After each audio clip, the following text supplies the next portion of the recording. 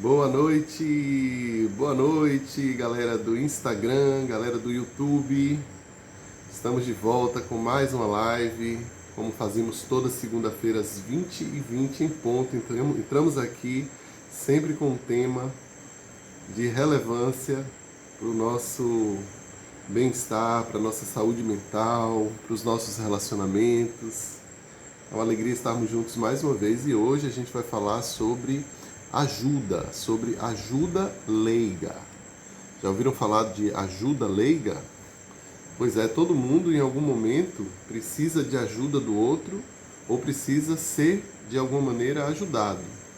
Então a gente vai entender um pouco qual a melhor postura para esse processo de ajuda leiga. Claro que as pessoas que são terapeutas, ajudantes profissionais, de repente tem algo a aprender aqui com a gente também.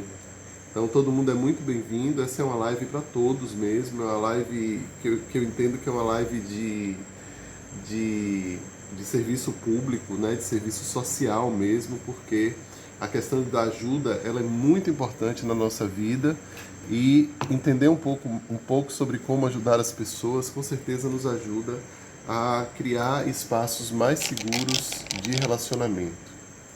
Então vamos que vamos, esperando as pessoas chegarem. Cadê o povo? Boa noite, Silvana. Eu vou mandar aqui uma mensagenzinha pro pessoal. Para quem está aqui online, ó, a gente já manda um lembrete. Se vocês puderem fazer isso, eu agradeço demais. Para que mais pessoas possam estar com a gente hoje aqui. Vamos juntos. Vamos juntos. Então a gente vai falar sobre ajuda leiga, como eu estou falando, né? Como eu estou dizendo aqui para vocês, que é um tipo de ajuda que a gente dá de amigo para amigo, né? É uma ajuda especial que a gente conta aí de forma leiga mesmo. E isso acontece, gente, todo dia, toda hora, né? Não vamos falar da ajuda, ou melhor, existe um tipo de ajuda que é muito fácil de dar, né? Eu estava falando hoje nos stories, sei lá, ajudar um amigo a fazer uma faxina na casa dele, ou ir com um amigo, junto com um amigo ao médico. Esse tipo de coisa a gente faz com maestria, mas quando se trata da ajuda emocional, muitas vezes a gente acaba tendo dificuldades, né? Tendo problema aí, e isso pode fazer toda a diferença mesmo pra gente. Estou aqui ajeitando a luz que deixando muito forte aqui no meu rosto. Acho que melhorou agora. Boa noite, Silvana. Boa noite, Eliege. Boa noite, tia. Que bom estar aqui com vocês. Vamos aguardar mais pessoas chegarem. Maravilha. A gente vai trabalhar hoje com a ajuda leiga, né? Aí eu criei aqui um postzinho com várias perguntas que a gente precisa fazer antes de fato nos movimentarmos na direção de ajudar as pessoas, né? Então eu tenho aqui um roteirinho de algumas perguntas, a gente vai seguir mais ou menos essas perguntas aí para a gente se situar, tá bom? Vamos juntos. Minha internet está um pouco instável aqui, qualquer coisa vocês me digam. Estão me ouvindo bem? Me ouvem bem? Sim? Ok. Maravilha. Então vamos começar pensando no seguinte.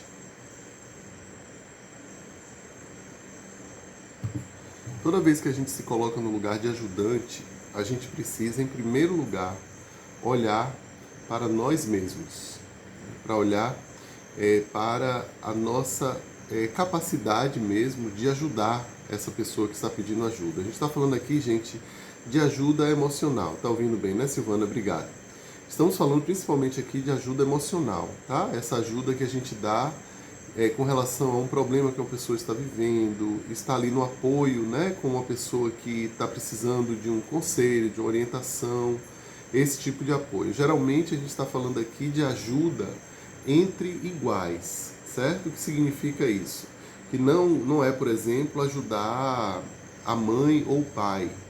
Ajudar mãe ou pai nesse contexto que a gente está mencionando aqui é muito complexo, né? Eu não posso querer ajudar os meus pais existencialmente falando, né?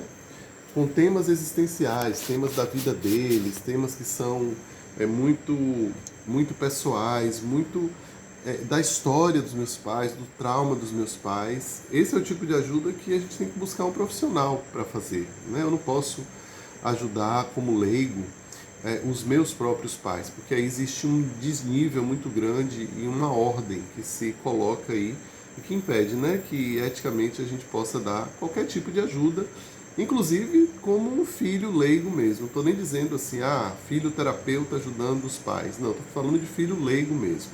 Então, ajudar pai e mãe aqui é uma outra live, né? Mas a princípio eu posso dizer a vocês que ajuda existencial para o pai e para a mãe não é assim ir para o supermercado para eles, né?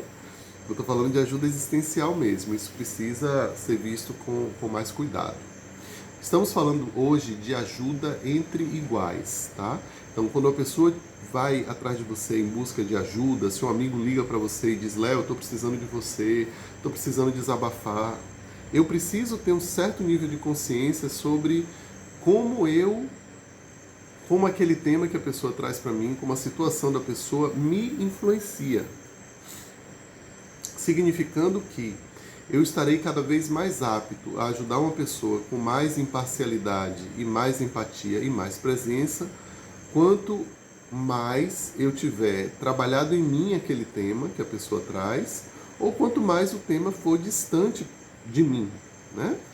Então, por exemplo, se você é uma mulher, né, que, sei lá, um dia perdeu um filho, né, e uma amiga sua está vivendo a mesma situação, para ajudar essa pessoa, eu preciso ter consciência de que eu vivenciei aquilo, eu tive aquela experiência na minha própria vida. Porque se eu tive a experiência e não processei essa experiência, é muito possível que as minhas emoções, a minha forma de viver aquilo, me influencie muito na hora de ajudar essa pessoa. Oi, Kari. E muitas vezes também, gente, eu não dou conta de ajudar, porque o tema ainda está mexendo em mim, né? Então, a primeira coisa, sem dúvida, é autoconhecimento. O bom ajudante, boa noite, Deja querida. O bom ajudante, ele vai ter essa consciência de si, né? Porque a boa ajuda, ela vem de um lugar em que eu posso olhar para o outro e identificar o que é do outro e o que é meu. Porque senão eu me misturo ali demais, né? Eu costumo falar, por exemplo, com os professores e professoras, né, nas nossas formações em educação. Eu dou sempre um exemplo assim. Imagina que você é uma professora e tem em sala de aula uma criança que não consegue aprender a ler, né? Está tendo muita dificuldade para aprender a ler. E aí você vai tentar ajudar aquela criança e você vê que nada dá certo. Tem momentos que você perde a paciência, tem momentos que você quer ajudar demais, aí você mete os pés pelas mãos, né?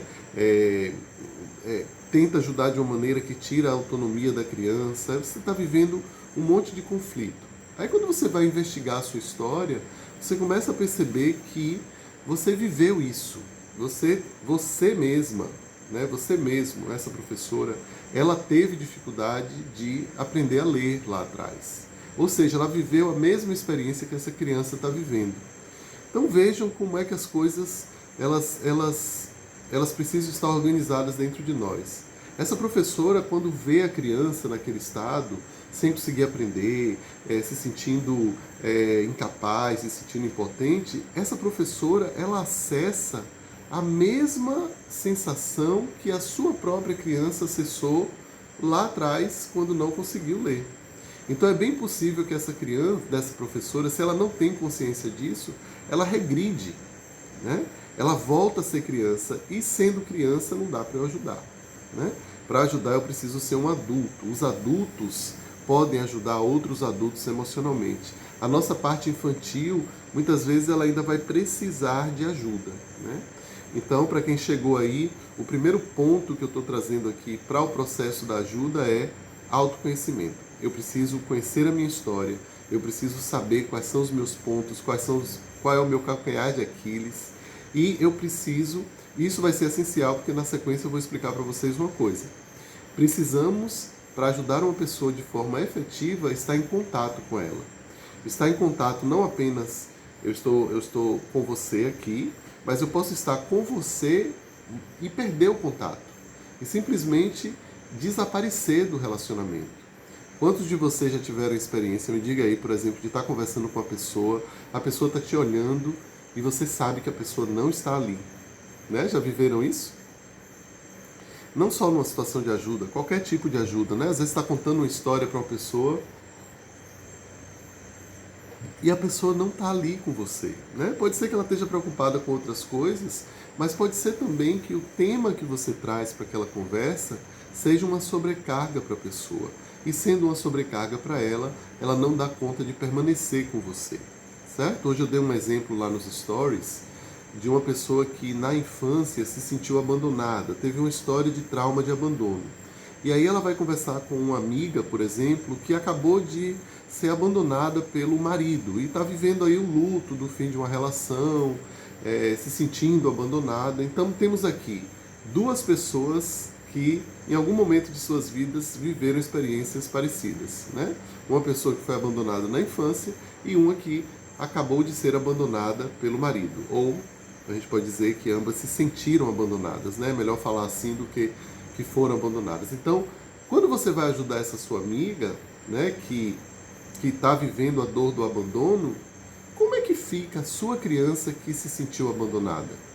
Você simplesmente bota ela para baixo do tapete, finge que nada aconteceu? E ainda digo uma coisa, muitas vezes você nem sabe que você tem um trauma de abandono. Tem muitas pessoas que estão vivendo as consequências de um trauma sem saber que estão traumatizadas. E aí a vida acaba nos atraindo para situações em que a gente precisa olhar para o trauma. E às vezes um pedido de ajuda de um amigo tem esse significado inconsciente de eu estar buscando movimentar em mim situações do passado que ainda não puderam ser vistas. E aí eu pergunto para vocês, será que você é um bom ajudante nessa hora em que você mesmo viveu a experiência? Certamente não. E aí você pode dizer, mas Léo, será que uma pessoa que viveu traumas, ela nunca vai poder ser um bom ajudante? Aí eu digo a vocês, definitivamente isso não é verdade. Sabe por quê? Porque se a pessoa viveu um trauma e cuidou do trauma, não tem melhor ajudante do que ela. Porque, por exemplo, nesse exemplo do abandono, ela sabe o que é ser abandonada. Ela viveu a dor do abandono, ela lidou com essa dor, ela processou essa dor e agora ela pode ajudar as pessoas que estão passando pelo mesmo problema de um lugar muito especial. Sabe aquela coisa que a gente fala assim, lugar de fala? É mais ou menos isso. Ela tem lugar de fala, ela tem lugar de potência. Então todo trauma que a gente cuida, que a gente processa e que a gente integra, passa a funcionar em nós como uma potência, uma força que a gente tem para ajudar outras pessoas, se for o caso, né? Você olha para a pessoa e diz, eu sei exatamente o que você está passando. Então, se você aprendeu a ter compaixão por você mesma, por você mesmo, se você aprendeu a lidar com seus traumas, a partir desse lugar de bondade consigo mesmo, é isso que vai se refletir na sua relação de ajuda com o outro, né? Isso é muito bonito, porque é como se fosse uma grande recompensa, um grande superpoder que pessoas que olham para os seus traumas, que têm coragem de encarar os seus demônios, encarar a sua sombra, né? Tem coragem de lidar com os sentimentos difíceis, elas se tornam um suporte pleno para as pessoas que precisam de ajuda. Ao lado dessas pessoas, você sente que você pode se estabelecer e você pode se sentir seguro, você pode se abrir, você pode pedir ajuda, você pode buscar amparo, porque essas pessoas não vão falhar com você. Principalmente no sentido de eu estou aqui com você, eu posso estar com você durante essa tempestade, porque eu sei o que é estar aí, ou porque eu me trabalhei e ganhei espaço interno, ganhei a capacidade de sustentar em mim o desconforto do que acontece com você, né? Porque a gente vai ver também, eu já posso até adiantar, que um dos erros maiores do processo de ajudar as pessoas é a gente não conseguir sustentar o desconforto de ver a outra pessoa sofrendo, né? Às vezes a gente sabe que não tem solução, a gente sabe que não tem muito o que fazer, a gente sabe às vezes até que é melhor a gente ficar no nosso lugar, mas a nossa janela de tolerância, ou seja, a capacidade interna da gente lidar com esse desconforto nosso, faz com que a gente vá lá e tente ajudar e acaba metendo os pés pelas mãos, né? E quando é que a gente mete os pés pelas mãos? Quando a gente, por exemplo, ajuda uma pessoa sem que ela nos peça ajuda, né? É muito importante a gente... eu não estou falando assim, gente, de casos extremos, de uma pessoa que está, sei lá, se afogando, ou uma pessoa que está numa situação extrema de vida, você vê uma pessoa desmaiar no meio da rua. É claro que a gente não espera essa pessoa pedir ajuda, a gente vai lá e ajuda, né? Eu estou falando de coisas mais sutis do nosso dia a dia, que são essas que pegam muito, né? Imagina uma amiga que está atravessando uma crise e está escolhendo ficar sozinha, está escolhendo se recolher, está escolhendo não ter ninguém ao lado dela. Imagina você insistindo o tempo todo para ajudar. É nesse sentido aí que eu falo. Aí você pode dizer, mas essa pessoa pode estar deprimida, ela pode não estar conseguindo pedir ajuda.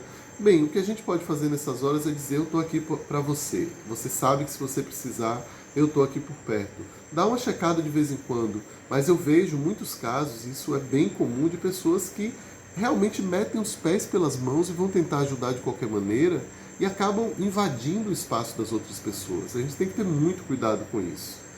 Sabe aquele ditado que diz assim, de boas intenções o inferno está cheio. Eu acho que esse ditado aí foi feito para essa live, né? Porque boas intenções não são suficientes. Eu preciso, além de ter um bom coração, eu preciso ter uma estratégia respeitosa para ajudar a pessoa. Eu não posso passar por cima das coisas, passar por cima dos fatos, passar por cima do que a pessoa deseja para si, da vontade da outra pessoa, simplesmente porque você colocou na sua cabeça que você precisa ajudar. Por mais duro que seja de ouvir isso para algumas pessoas, porque eu conheço pessoas de bom coração, eu conheço pessoas que dariam tudo para poder ajudar outras pessoas. Mas muitas vezes essas mesmas pessoas, o que elas têm de bom coração, elas também têm muitas vezes de uma dificuldade mesmo de encontrar o seu bom lugar de ajudante. Porque para sermos bons ajudantes a gente tem que estar num bom lugar, né? Então, outra pergunta importante aqui, a primeira delas para quem chegou agora, depois ouve lá o iniciozinho, é uma pergunta sobre se eu tenho a capacidade de ajudar a outra pessoa, principalmente com relação à minha história, ao que aconteceu comigo, né? Então essa foi a primeira coisa. A segunda coisa é básica, é a pergunta mais básica de todas. Pediram minha ajuda? Essa pessoa quer ser ajudada? Será que eu estou tentando ajudar essa pessoa para me sentir bem? Eu estou de fato olhando para essa pessoa a partir do que ela precisa, ou eu estou considerando o que eu preciso para me sentir bem diante da dor da pessoa? Eu ia adorar se vocês em algum momento aí me contassem se vocês já... Vou dar um exemplo aqui, né? Um genérico. Me digam se alguém aqui já viveu essa experiência. Você muito preocupado em ajudar uma pessoa.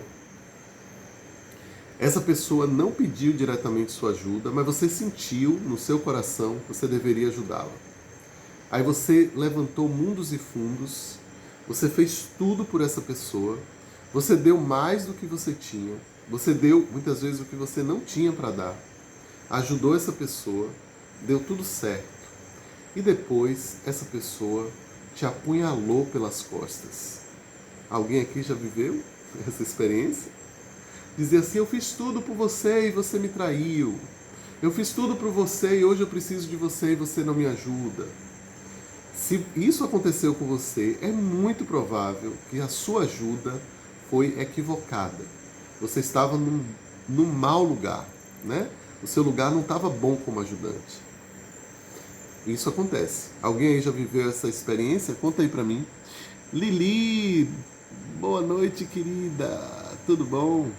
Aldelúcia fala aqui, verdade, cada um age de forma diferente. Eu tenho dificuldade de pedir ajuda.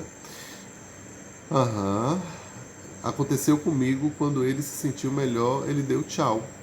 Pois é, é engraçado você falar, Valdelúcia, que você tem dificuldade de pedir ajuda e na sequência dizer que você viveu essa experiência. Porque geralmente das dinâmicas que fazem com que a gente queira muito ajudar as outras pessoas, tomar os problemas das pessoas para nós, além da dificuldade mesmo de sustentar em nós o desconforto de muitas vezes não poder ajudar, ou de chegarmos a um limite nessa ajuda, é o fato de que nós mesmos, muitas vezes, né, eu não estou dizendo que esse é o seu caso, tá, Lúcia? Mas vamos, já que a gente está conversando aqui sobre várias possibilidades.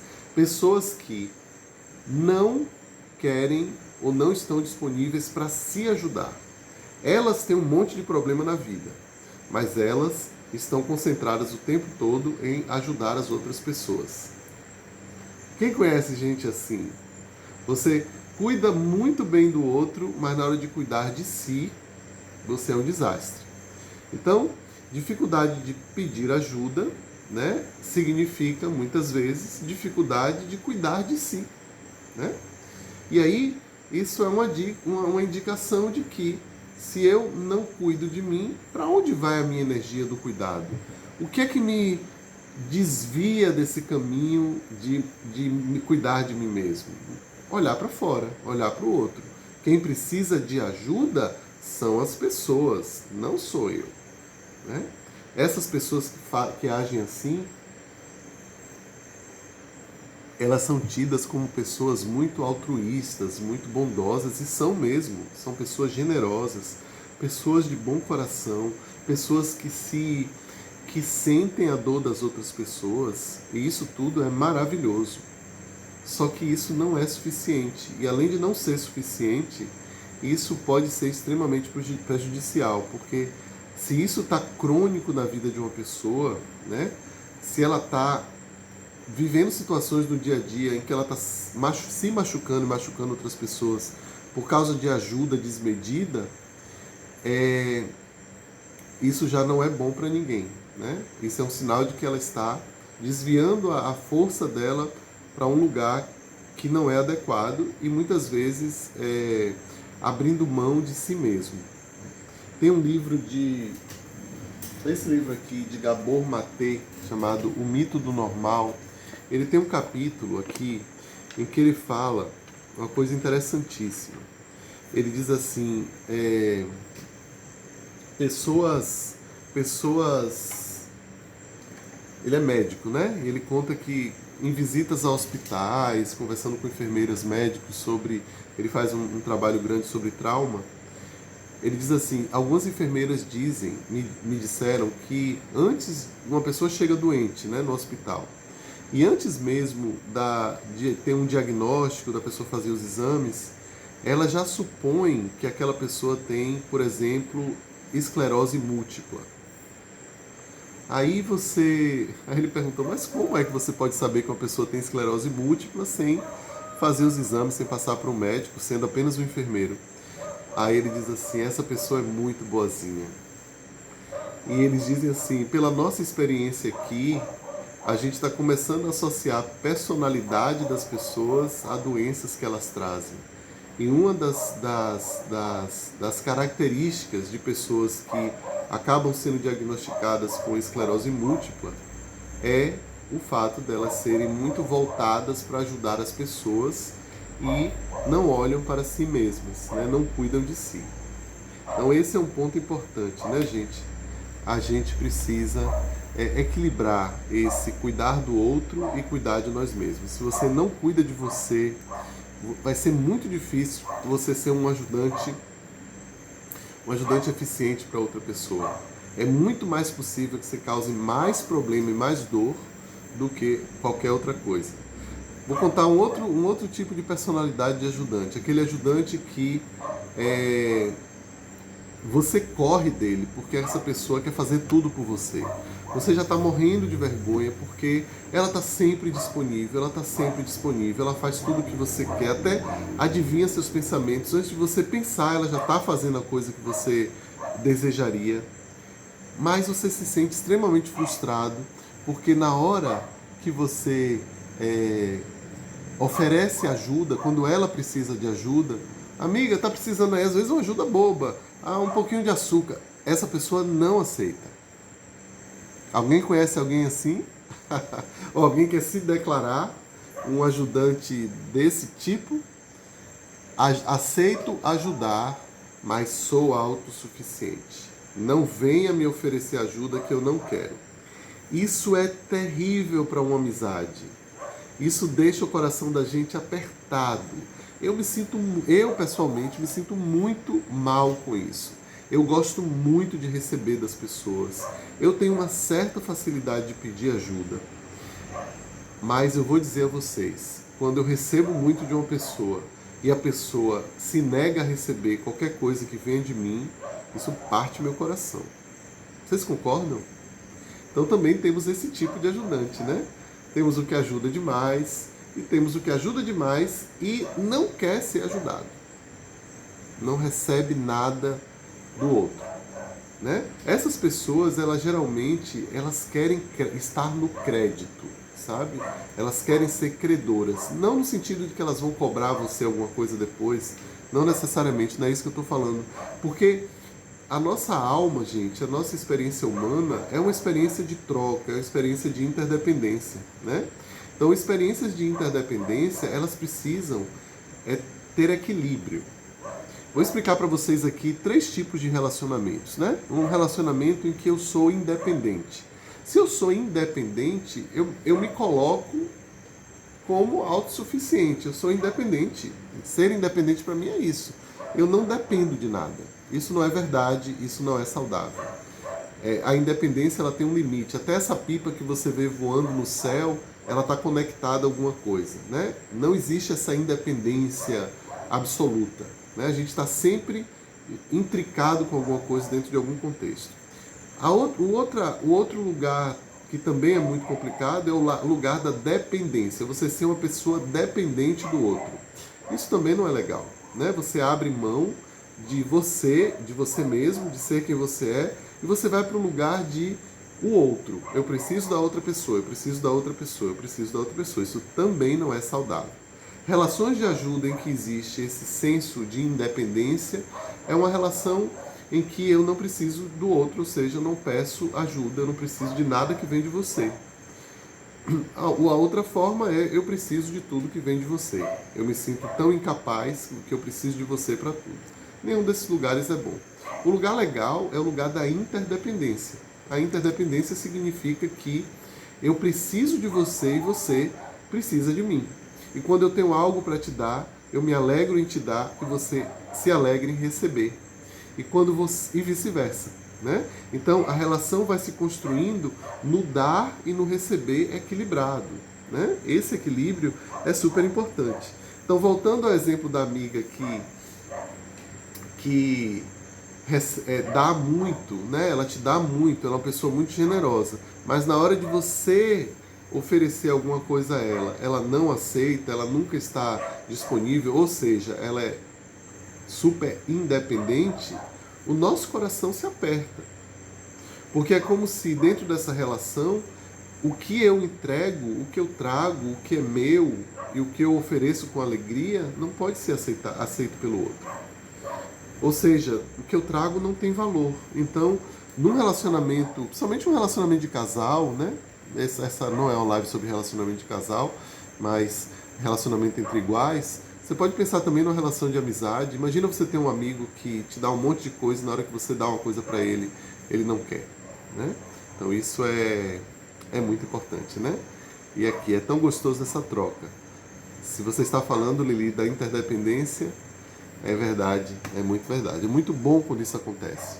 E essa troca, gente, ela não precisa ser imediata não, sabe?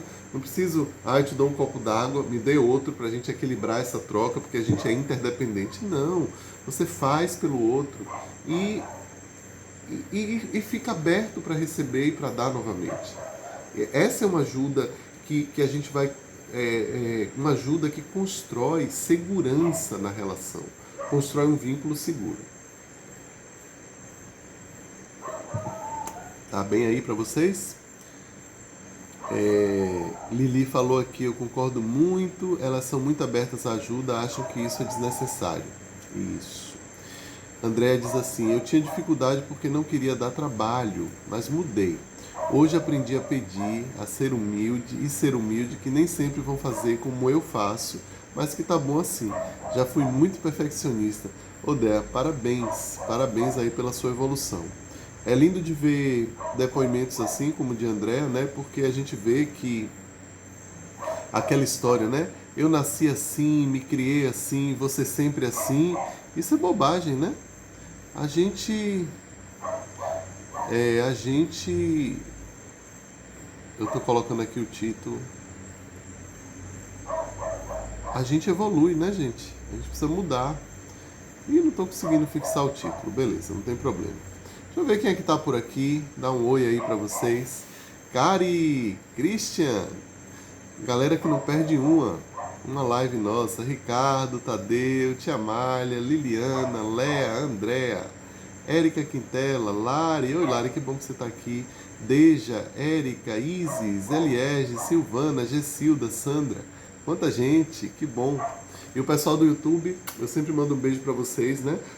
Vocês sabem que eu sempre coloco aqui no YouTube as nossas lives, né? Eu tô gravando aqui no meu celular para depois upar e colocar lá para vocês reassistirem, vocês enviarem o link ou chamarem as pessoas para assistirem aqui também. Obrigado, obrigado pelos coraçõezinhos e pela presença de vocês.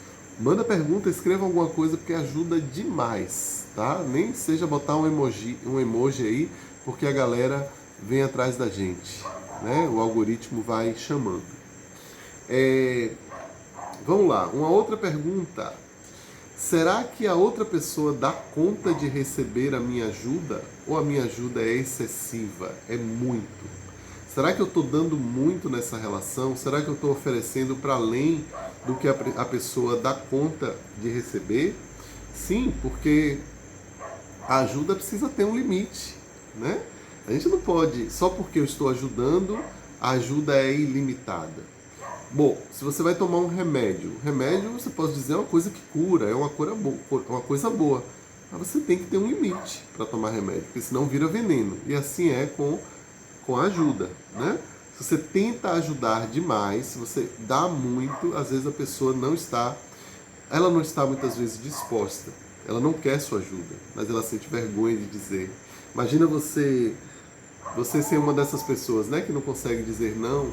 Aí um amigo seu tá, eu sempre dou esse exemplo, acho engraçado. Um amigo seu tá aprendendo a cortar cabelo. E aí ele vem assim, Léo, deixa eu cortar seu cabelo.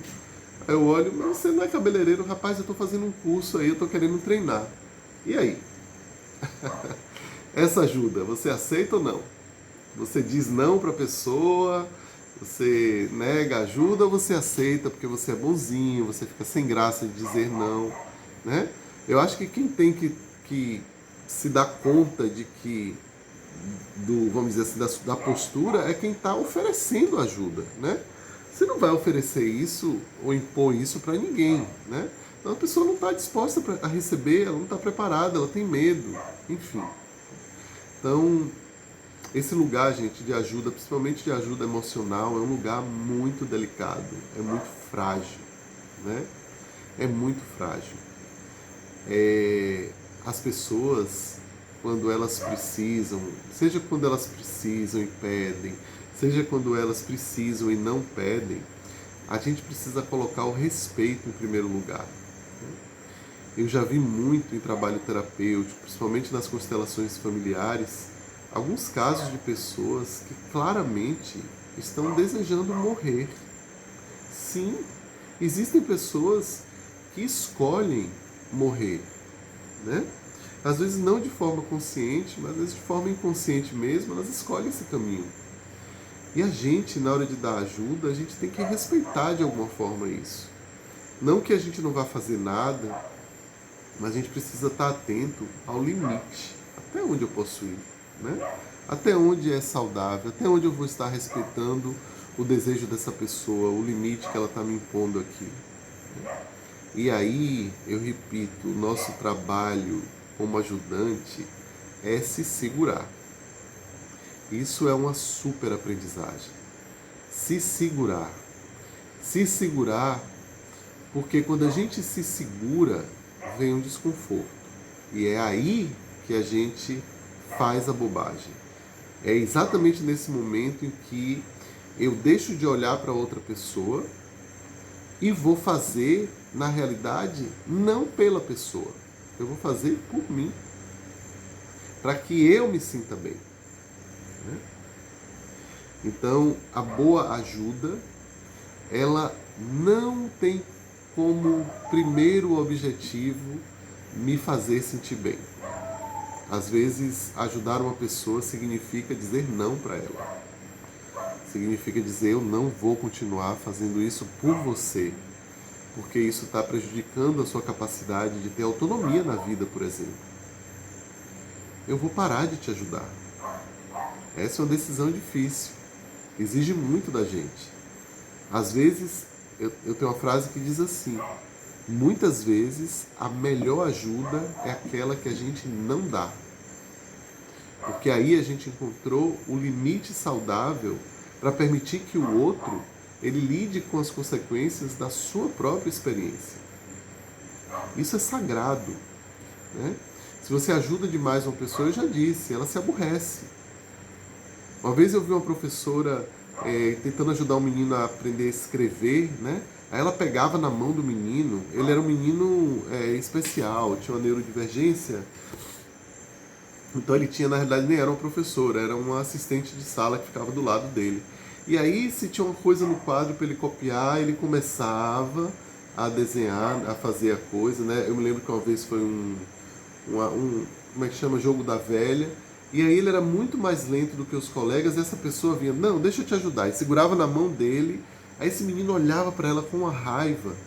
Eu penso assim, eu também ficaria com muita raiva, se eu não fosse respeitado no meu limite, no meu ritmo, né, e tivesse uma pessoa aqui querendo, né, me sufocando com sua ajuda.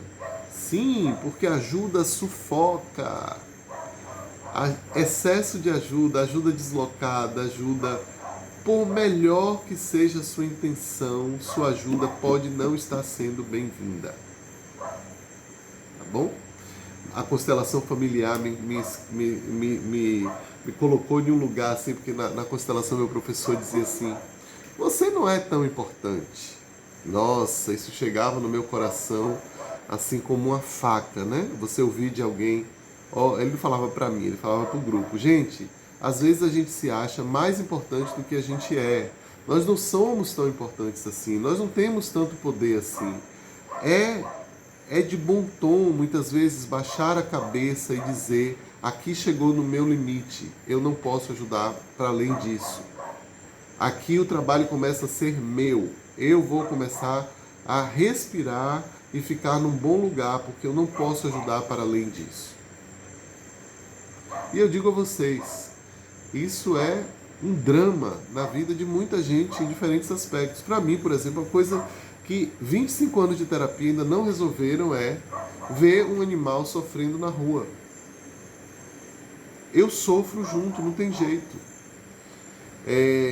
E aí eu fico entre, eu não posso resgatar esse animal e levar para minha casa mais um, né? O que é que eu vou fazer? Então a gente às vezes se sente impotente mesmo.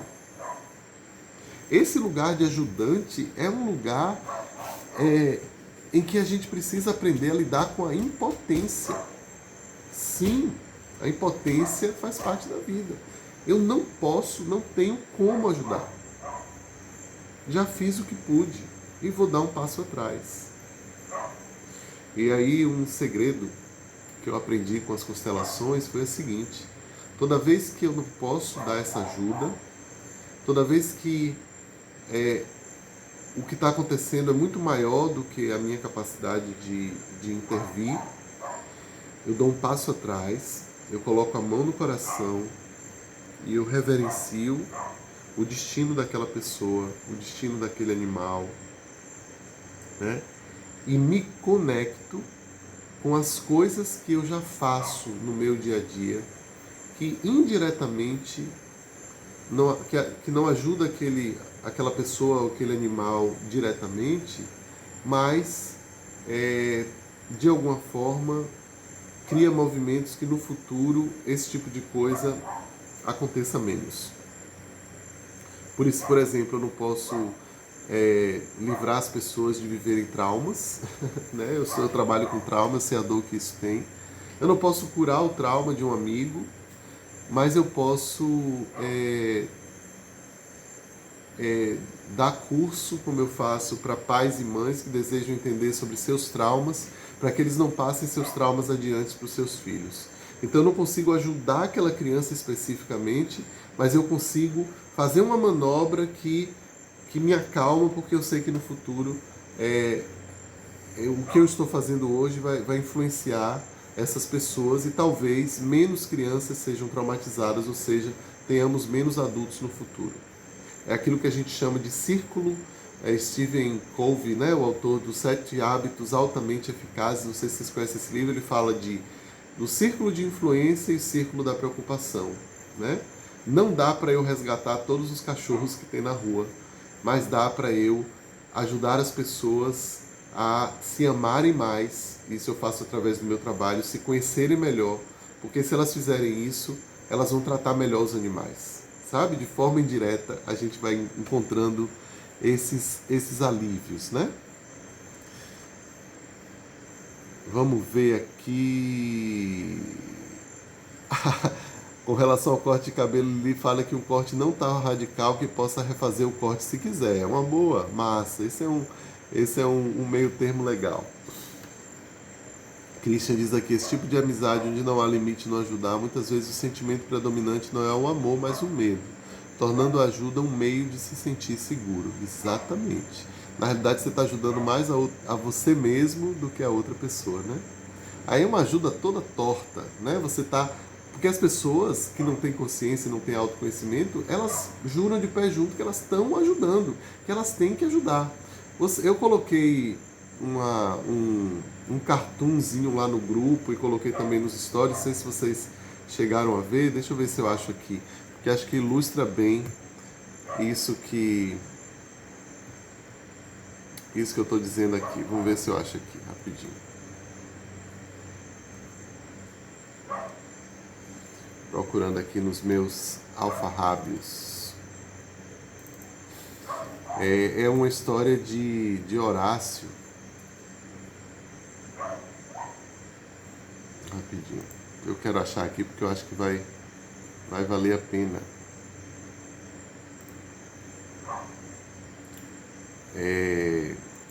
Horácio, vocês sabem, né? Aquele personagem de Maurício de Souza. Eu vou botar aqui para vocês verem. Está aqui no computador. Mas podem ir mandando as perguntas aí, viu? Ó, Horácio, com seu bom coração, ele vê aí esse peixinho fora d'água, corre para colocar ele no rio, sai. No outro dia, a mesma coisa acontece, ele bota lá para ajudar novamente, ele sai super satisfeito, afinal de contas ele ajudou. Aí quando ele se afasta um dia, o colega fala assim, como é? Vamos lá? Deixa ele se afastar mais um pouco. E aí, ó, me canso todo para sair da água e aprender a andar na terra e um intrometido vem e estraga tudo. Ou seja, Horácio estava lá com o bom coração dele, achando que estava salvando o animal, mas na realidade, ó, o animal estava aprendendo a andar na terra. Gostaram? Pois é. Quantos de nós estamos agindo assim, né? Impedindo que as pessoas se desenvolvam, porque a gente se incomoda com o sofrimento delas a ponto de não permitir que elas deem e façam seus próprios movimentos na vida, né? Kari diz aqui, difícil é fazer isso com nossos filhos. Ai, Kari, só li agora. Isso o quê? Depois conta aí pra mim. André diz assim, Léo, uma vez desabafei com uma amiga sobre questões particulares minhas e esta amiga, numa roda de conversa, foi e falou o meu segredo. Jesus, quase morro quando me vi exposta, foi terrível. Pois é, a gente precisa saber com quem que a gente conversa, né? Ter esse filtro também. Que tenha sido uma aprendizagem para você. Não é todo mundo que pode ajudar a gente não, viu gente? Não é todo mundo que a gente se abre não. Não é todo mundo que a gente entrega certas cargas. Até por respeito à pessoa, né? Você tem que dizer assim, talvez essa pessoa não dê conta. Talvez essa pessoa, ao tentar me ajudar, ela meta os pés pelas mãos, ela sofra mais ou ela até me prejudique, né? Ah, você viu, né, Gessilda? Massa. Lari fala que eu aprendi essa reverência na Seishonoe. Aham, reverência aos ancestrais, né? Que lindo. Então é massa. Então deixa eu continuar aqui. Podem mandar suas perguntas, viu? Por favor. Bem, uma outra coisa importante aqui é a pena, né? A pena, sentir pena das outras pessoas. Vou fazer um pequeno exercício. Imagine que você está numa situação muito difícil e eu chego para você para te ajudar e digo assim: nossa, eu estou com tanta pena de você. Como é que você se sente? Né? A pena parece tirar de nós a nossa dignidade, né? Nossa, se me disserem para mim, eu estou com pena de você, mesma coisa que me botar assim num lugar bem inferior, né? Uma coisa que eu aprendi na vida é que a gente substitui a pena pela admiração, né? Esse é um bom jogo de troca. Então, se você vê uma pessoa vivendo uma situação difícil e ela e aí você é impelido a sentir pena, né? Eu, por exemplo, vamos pegar o meu exemplo aqui. Você vê um cachorro numa situação de rua e a primeira coisa que eu sinto é pena, não tem jeito, né? Por mais que eu saiba que não é uma coisa legal de sentir, é isso que a gente sente, né? O coração da gente é assim. Mas é muito mais fácil você lidar com a pena colocando uma outra coisa no lugar da pena do que lidar com ela de forma isolada. Sabe o que é que eu boto no lugar da pena? Ou pelo menos tento fazer? Eu coloco a admiração e o respeito. Eu vou para um lugar em que diz assim, nossa, quanta força essa pessoa precisa ter para estar nessa situação e manter a sua dignidade, né? Eu começo a olhar para algo que também é real naquela situação.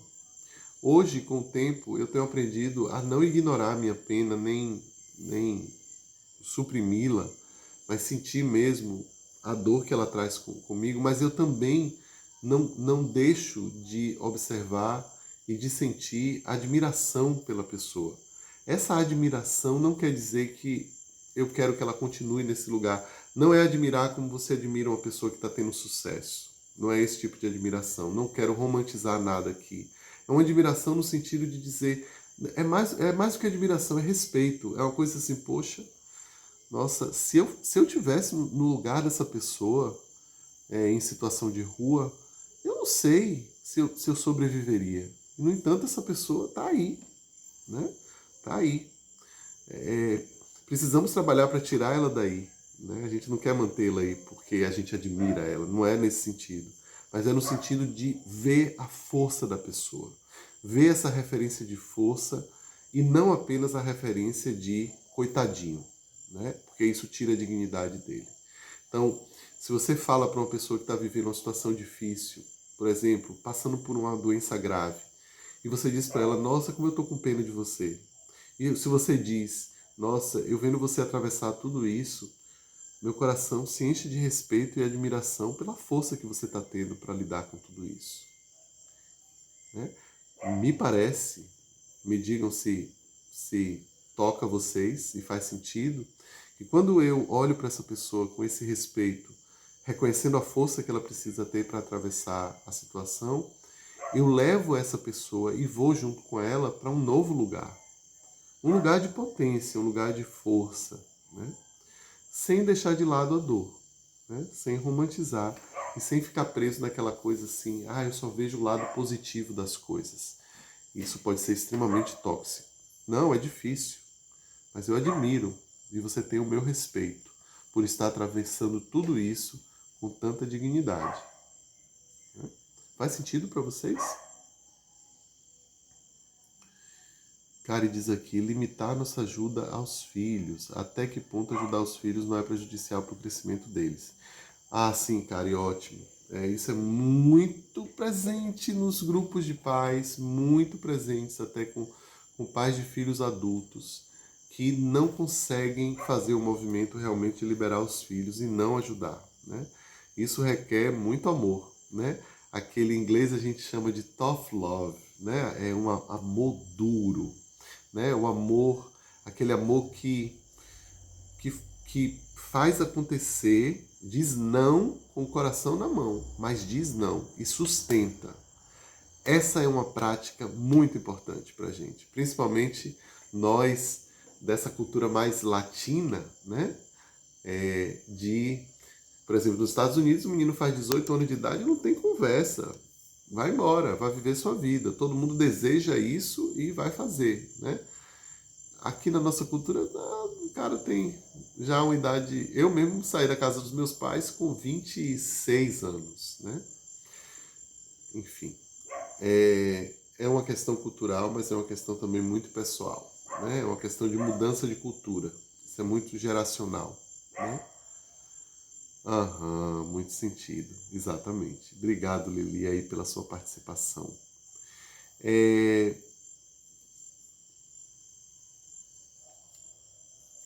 Uma outra coisa importante no trabalho da ajuda é a gente pensar, de novo, né, no trabalho das constelações. Tem muita coisa da constelação que fica muito marcada em mim e que é uma filosofia muito interessante. Vamos supor que uma pessoa, uma mulher, né, chega numa consulta, ou uma amiga sua está falando sobre a dificuldade que ela está tendo com o filho. Então ela fala do filho, ela fala do que está acontecendo, ela fala um monte de coisa. Em nenhum momento ela menciona o pai da criança. E aí você fica, né? Cadê o pai? Como é? Essa criança tem pai, não tem pai? Né? Então, geralmente, a melhor maneira de ajudar essas pessoas é incluindo, pelo menos no nosso coração e nosso campo de visão, aquele que está excluído. Né? Porque geralmente é na mão da pessoa ou do sentimento que está excluído que se encontra a solução. Né?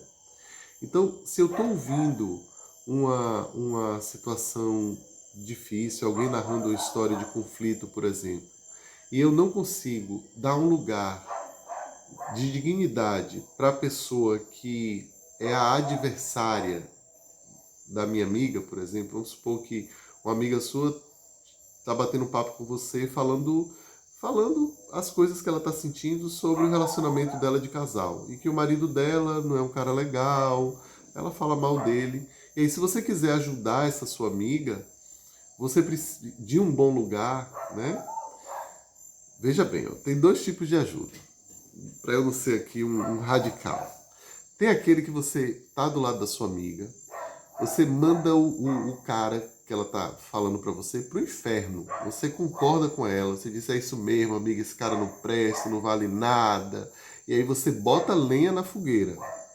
E quando bota lenha na fogueira, sua amiga se sente, poxa, que massa, alguém me ouve, alguém está do meu lado.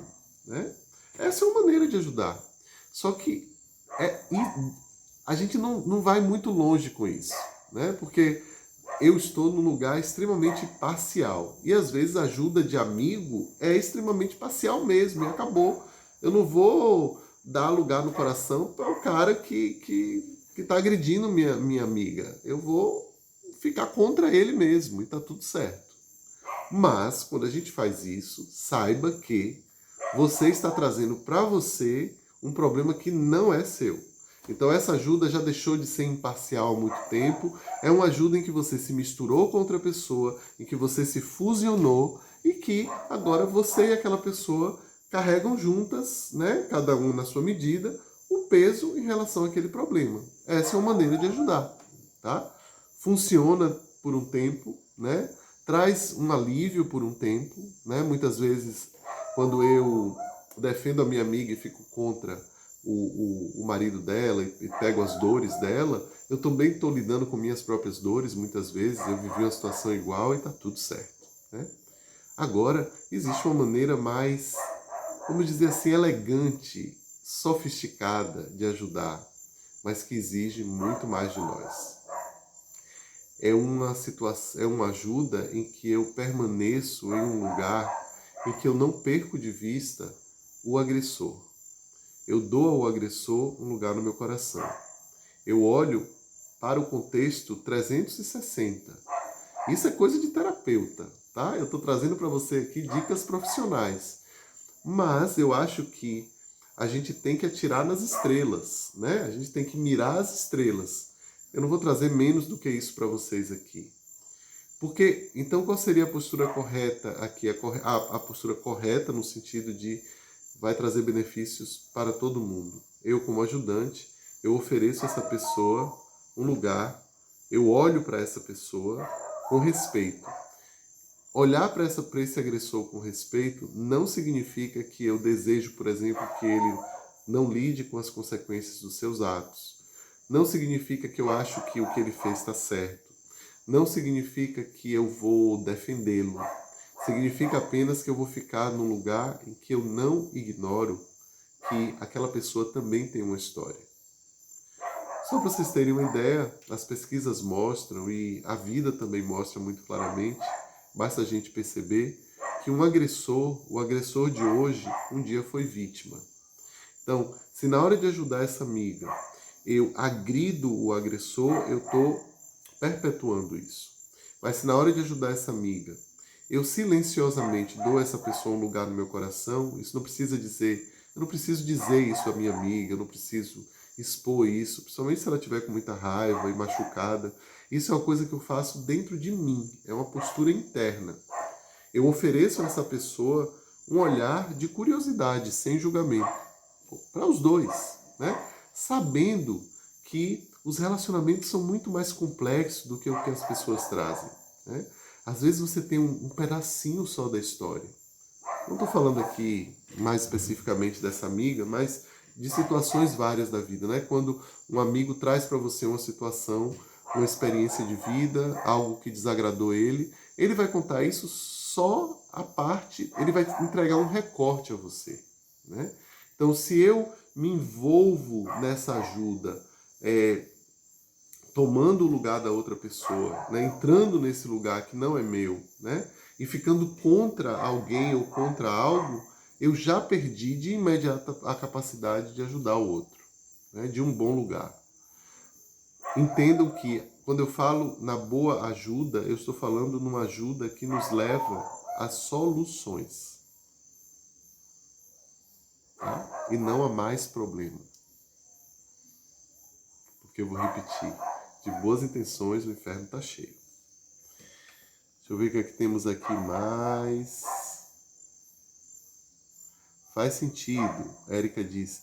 E eu ainda não havia tido esse olhar para admirar e ver a pessoa como uma pessoa forte e valorizar o outro. Exatamente, Érica. Sem negar que está sendo uma merda o que a pessoa está passando. Ter uma doença não é fácil. A gente não romantiza isso. Mas eu posso admirar a pessoa. Eu posso. Tem sempre um espaço para a gente valorizar alguma coisa que está acontecendo com a outra pessoa, né? Basta a gente ter essa percepção. Isso abre um espaço de segurança que é fundamental para que a ajuda aconteça de forma eficaz, né? Eu preciso estar seguro ao lado da pessoa. E a gente tem uma segurança que é segurança a eu e você, e uma outra segurança que eu chamo de segurança sistêmica. Se eu tiver no lugar de terapeuta, ouvindo você falar do seu marido, e eu vou ficando contra ele, eu já não ofereço mais segurança nesse atendimento. Em primeiro lugar, porque eu estou tomando as dores da pessoa. Eu estou já tirando a autonomia dela de decidir. Então eu já estou influenciando a outra pessoa a tomar uma atitude a partir de um contexto que não é o dela mais, passa a ser o meu contexto. O que eu enxergo que é melhor para ela. Não dê conselhos. Conselho é uma merda. O conselho é sempre assim, se eu fosse você. Já começa errado porque você não é a pessoa. Então, se você começa uma frase para ajudar uma pessoa dizendo se eu fosse você eu faria tal coisa, isso já é uma coisa meio louca. Você concorda? Porque você já está começando com uma mentira, né? Com uma hipótese que não é real.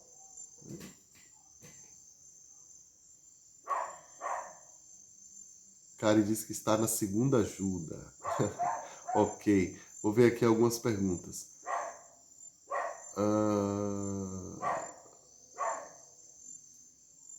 Apareceram aqui que tinha pergunta. Ah, tá.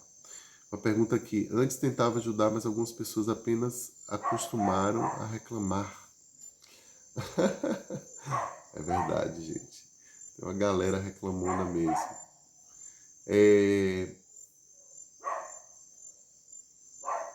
Conselho só confunde, exatamente.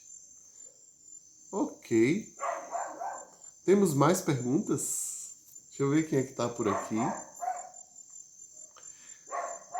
Deixa eu dar uma boa noite aqui definitivo para Kari, para Christian, para Tadeu, para Tia Malha, para Liliana, para Léa, para Érica, para Lari, para Adriana, para Deja, para Érica, Marina, Mônica, Isis, Eliege, Silvana, Gessilda e Sandra. Obrigado pela participação de vocês. Deixa eu só fazer um resumão aqui, né? Então a gente viu hoje, né? Aprendemos juntos aqui algumas estratégias interessantes para ajuda, para ajudar o outro, principalmente a ajuda leiga, né? Trazendo algumas pitadas de ajuda profissional, né? Porque a gente, como fala, a gente mira as estrelas, a gente quer o que tem de melhor aí para que a gente possa ajustar ao que é possível para a gente, né? Adaptar aí para nossa experiência. Então a primeira coisa é se conhecer, né? Saber o quanto se faz aquela história combina com a minha. Reconhecer se a pessoa pediu ajuda, né? Às vezes a pessoa nem pediu ajuda e você está lá já se arvorando a ajudar. Perguntar se você tem para dar aquilo que a pessoa está precisando. Você está num bom lugar para ajudar aquela pessoa, você pode oferecer algo para ela. Pensar sobre a sua história, que eu já coloquei.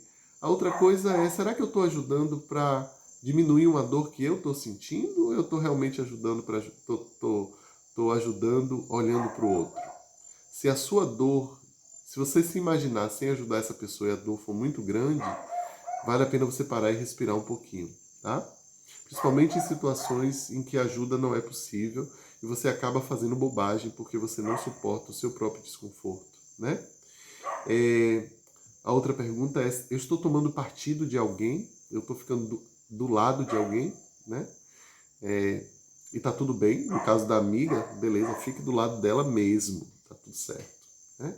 Agora saiba que isso tirou você do lugar neutro de ajuda. E aí você trouxe o problema para você também. Agora, se você quiser ajudar alguém de forma neutra, você não pode tomar partido. E a pessoa que supostamente é o agressor, a gente trabalha para dar um lugar de respeito a essa pessoa no nosso coração. Principalmente olhando para a história dela, perguntando o que será que aconteceu com essa pessoa para que ela seja assim. Você não precisa perdoar, você não precisa livrar a pessoa das consequências. Não estamos falando disso. Estamos falando apenas de uma postura interna. E você pode fazer isso com qualquer pessoa. E você fazendo isso, eu tenho certeza que você vai sentir uma grande diferença, né? A outra pergunta, uma coisa que eu nem falei. Eu faço por essa pessoa ou eu faço para essa pessoa, né? Se você faz pela pessoa, você está agindo impedindo que a pessoa dê o próximo passo que ela precisa dar, né? E se você faz para ela, você está ajudando ela do seu lugar, né? Então essa é uma coisa importante. Uma outra pergunta que o ajudante precisa fazer é se ele inclui todos, né? Quem não é mencionado na história que seria relevante? Às vezes eu preciso também voltar o meu olhar para essa pessoa que está sendo excluída. Quando a gente fala, por exemplo, de lida com sentimento, Você está ali ouvindo uma pessoa dizer que está com muita raiva, a gente já falou sobre isso, mas às vezes o que não está sendo falado é a tristeza. A pessoa está triste e não reconhece que está triste. Então eu preciso aqui, como ajudante, ter esse olhar para ajudar essa pessoa a estar em contato com o que está excluído, né? E se eu considero o contexto do outro ou o meu contexto. Fundamental, né? Você não vai chegar para uma pessoa que mora, sei lá, no topo de uma montanha e achar que você vai dar um celular para ela, lá não vai pegar, né? Não tem celular. Então, você não pode ajudar essa pessoa dando para ela de presente um aparelho de celular, por mais que você deseje, tenha boa intenção e queira que ela se comunique com o mundo. Se ela mora num lugar isolado, não vai adiantar dar o celular. Então, para ajudar a outra pessoa, eu preciso entender o contexto dela e não o meu contexto, ok? Vamos ver aqui o que é que vocês trazem aqui para mim. Obrigado, Gessilda. Obrigado, Kari. Obrigado, Silvana. Léa, sempre aprendendo muito com você. Aspectos fundamentais sobre ajuda. Boa noite. Obrigado, Léa. Liliana diz aqui, muita gratidão por toda a sua sabedoria e compartilhar com a gente. De nada, querida. Tadeu, dá para fazer isso com as nossas emoções? Sim. A ajuda, a principal ajuda de todas é a autoajuda. É ajudar a si mesmo. Lembrem, gente, que a forma como você ajuda o outro é um reflexo da forma como você se ajuda. Se você não tem paciência com as suas emoções, se você não se abraça, se você não se acolhe, vai ser muito difícil você fazer isso com outra pessoa, de um bom lugar, tá? Você pode até fazer isso, mas não vai levar para um bom lugar.